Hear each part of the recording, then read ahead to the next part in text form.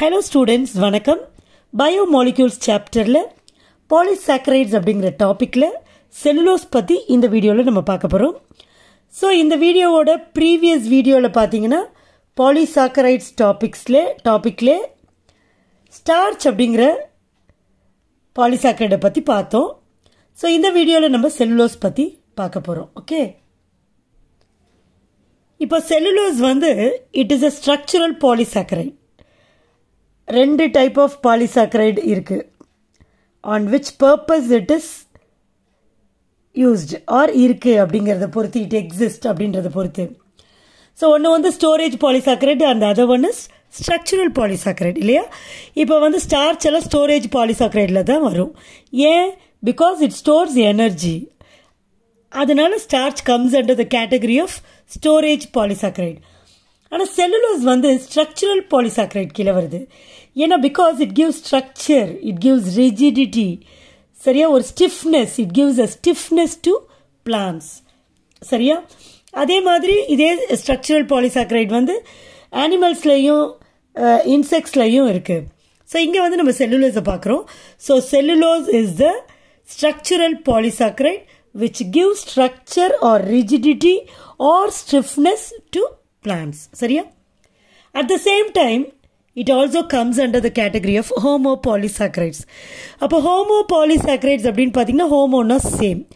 அப்போ இந்த பாலிசாக்கரைடில் இருக்கிற மாலிக்யூல்ஸ் எல்லாம் சுகர் மாலிக்யூல்ஸ் பார்த்தீங்கன்னா சிமிலர் டைப்பாக சேமாக இருக்கிறதுனால அதை வந்து ஹோமோபாலிசாக்கரைட்ஸ் அப்படின்னு சொல்கிறோம்.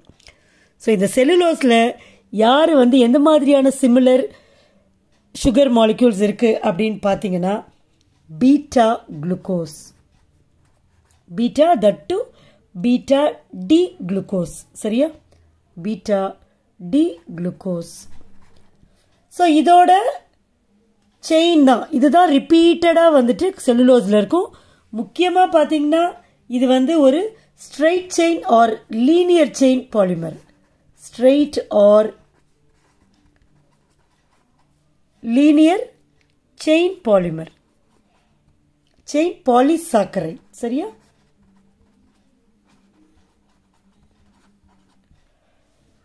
ரைட். அப்போ இதை ஹைட்ரலைஸ் பண்ணால் என்ன கிடைக்குன்னு நினைக்கிறீங்க?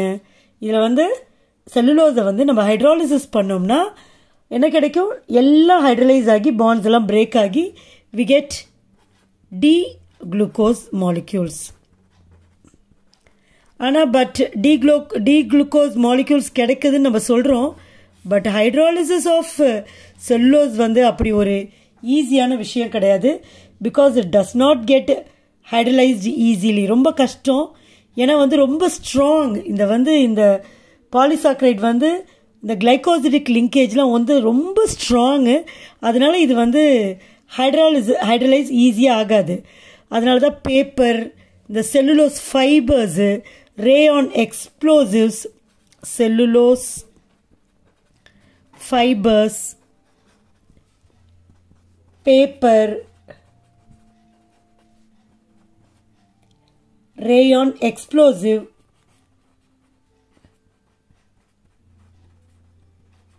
ஸோ இதிலெல்லாம் வந்து இந்த செல்லுலோஸ் வந்து ரொம்ப அதிகமாக யூஸ் ஆகுது. ஆக்சுவலாக பார்த்தீங்கன்னா காட்டனில் தான் வந்து இந்த குளுக்கோஸ் வந்து நிறைய இருக்குது. இந்த செல்லுலோஸ் வந்து இந்த காட்டன் தான் பியூர் ஃபார்ம் ஆஃப் செல்லுலோஸ். வுட்லேயும் இருக்குது. காட்டனில் வந்து அரௌண்ட் 90% இருக்கலாம், வுட்டில் பார்த்தீங்கன்னா ஒரு 40% இருக்கும். ஸோ இந்த மாதிரி வந்து செல்லுலோஸ் இருக்குது. இதுதான் இதோட ஸ்ட்ரக்சர் இப்போ பார்க்க போகிறோம். ஸோ பீட்டா டி குளுக்கோஸோட லீனியர் பாலிசாக்கரைடு தான் இந்த செல்லுலோஸ், சரியா. ஸோ நமக்கு செல்லுலோஸோட ஸ்ட்ரக்சரை ட்ரா பண்ணணும்னா we should know the structure of beta D glucose, சரியா. ஸோ பீட்டா டி குளுக்கோஸ் நடுவில் கிளைகாசிடிக் லிங்கேஜ் ஃபார்ம் ஆகி இந்த செல்லுலோஸ் ஃபார்ம் ஆகுது. செல்லுலோஸில் அப்படி தான் இருக்குது, சரியா. அப்போ பீட்டா டி குளுக்கோஸ் ஃபார்முலா தெரியணும். ஸோ அங்கே கிளைகோசிடிக் லிங்கேஜ் வந்து யாருக்கு நடுவில் ஃபார்ம் ஆகுதுன்னா பீட்டா 1,4, பீட்டா 1,4 கிளைகோசிடிக் பாண்ட் தான் இங்கே ஃபார்ம் ஆகுது. இதை வந்து கண்டிப்பாக மைண்டில் நல்லா ரெஜிஸ்டர் பண்ணிக்கணும், linkage or bond. Okay. Right. இப்போ வந்து பீட்டா குளுக்கோஸை எப்படி நம்ம ஸ்ட்ரக்சர் எழுதுறது அப்படின்னு பார்த்தீங்கன்னா ஈஸி தான். ஒரே ஒரு விஷயத்தில் தான் டிஃபர் ஆகும். இப்போ இது வந்து பைரனோஸ் ஃபார்ம், குளுக்கோஸோட பைரனோஸ் ஃபார்ம் இல்லையா?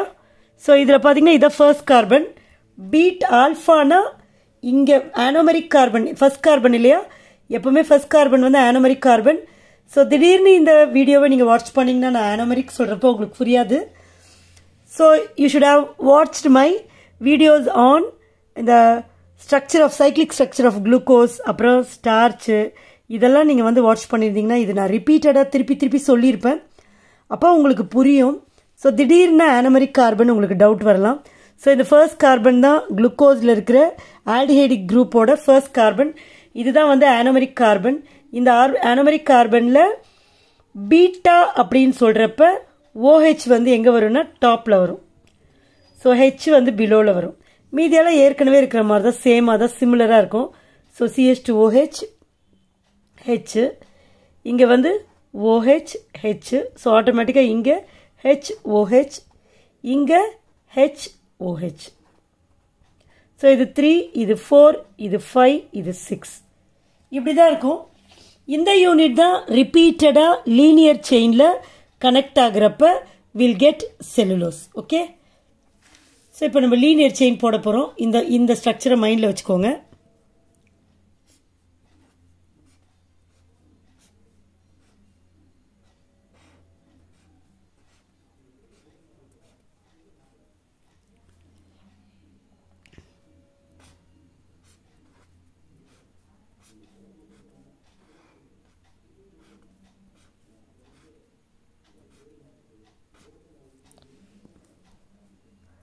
இதே மாதிரி ரிப்பீட்டடாக போட்டுட்டா ஈஸியாக இருக்கும்.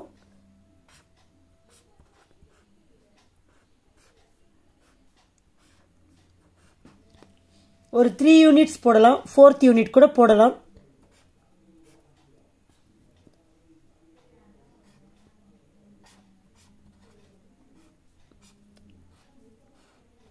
அந்த ஹைட்ரஜன் OH இதை போடுறது தான் ரொம்ப ரொம்ப கேர்ஃபுல்லாக போடணும். இது பீட்டா டி குளுக்கோஸ். ஸோ பாருங்கள். ஸோ பீட்டா டினா O வந்து மேலே தான் இருக்கும். சரியா?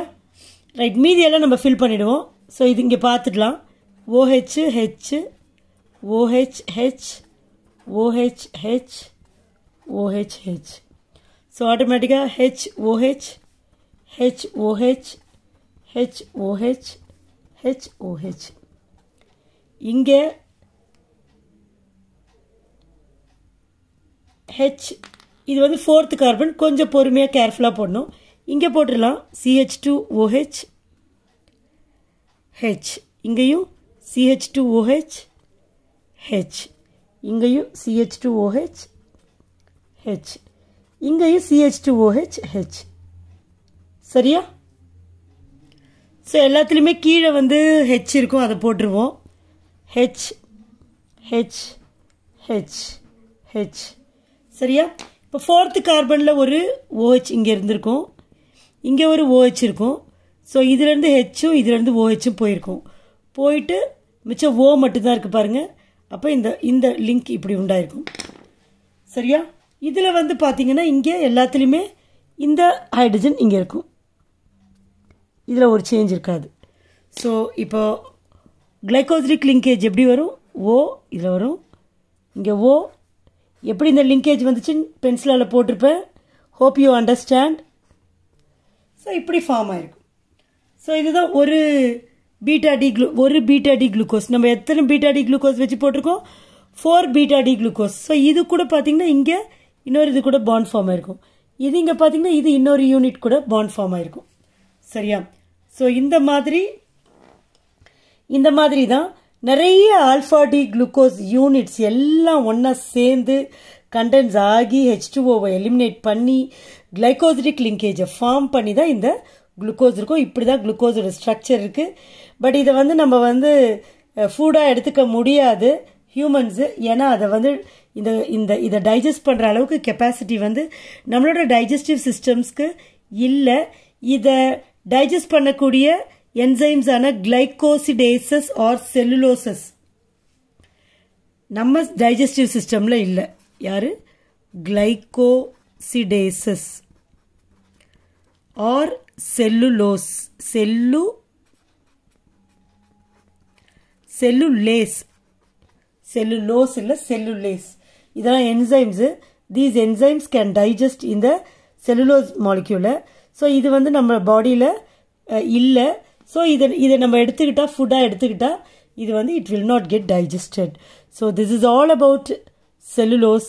பாருங்கள், ரொம்ப பார்க்கறதுக்கு டக்குன்னு டெக்ஸ்ட் புக்கில் பார்க்குறதுக்கோ இல்லை இங்கே பார்க்குறதுக்கோ ரொம்ப கஷ்டமாக இருக்கிற மாதிரி இருக்கும்.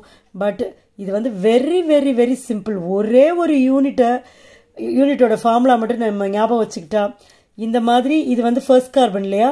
ஸோ இது 1, இது ஃபர்ஸ்ட் கார்பன், இது 4 கார்பன். ஸோ 1 and 4, இது ஃபர்ஸ்ட் கார்பன், இது ஃபோர்த் கார்பன், இது ஃபர்ஸ்ட் கார்பன், இது ஃபோர்த் கார்பன். அப்போ இதெல்லாம் வந்துட்டு 2, 3, 4, 5, 6. அதே மாதிரி தான் எல்லாத்துலேயுமே 1, 2, 3, 4, 5, 6 இந்த மாதிரி தான் எல்லாத்துலேயுமே கனெக்ட் ஆகிருக்கும். ரொம்ப ஈஸியாக இருக்கிற ஒரு ஸ்ட்ரக்சர் இது. Hope you all understand. Thank you.